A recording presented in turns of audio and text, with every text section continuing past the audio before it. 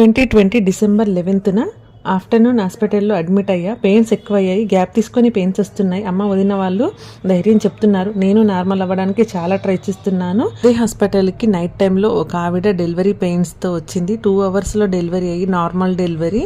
Cute బేబీని చూసా చాలా బూస్టింగ్ గా అనిపించింది. కొంచెం భయం వేసింది, ఇంత టైం తీసుకుంటున్నా నేను నార్మల్ డెలివరీ అవుతానో లేదో. హాస్పిటల్లో నర్సు అమ్మ వాళ్ళు చెప్పారు ఆమెది సెకండ్ డెలివరీకి ఫస్ట్ డెలివరీ కంటే కొంచెం తక్కువ టైం పడుతుంది, ఒక్కోసారి సేమ్ టైం పడుతుంది, దాని గురించి భయపడొద్దు అని చెప్పారు. నెక్స్ట్ ఎర్లీ మార్నింగ్ 3 నుండి చాలా హెవీగా పెయిన్స్ స్టార్ట్ అయ్యాయి. వేరే హాస్పిటల్కి వెళ్దామా అన్నంత థాట్ లోకి వెళ్ళిపోయామా, అంత భరించలేని పెయిన్స్ వస్తున్నాయి. మార్నింగ్ 7 వరకు అందరు నాకు చాలా ధైర్యం చెప్తూ చాలా సపోర్టివ్ గా ట్రై చేశాను. నేను అంతే కోఆపరేట్ చేశాను, నార్మల్ అవుతే బెటర్ అనేసి. బట్ అవ్వటం లేదు. పెల్విక్ బోన్ అనేది చాలా దగ్గరగా ఉంది.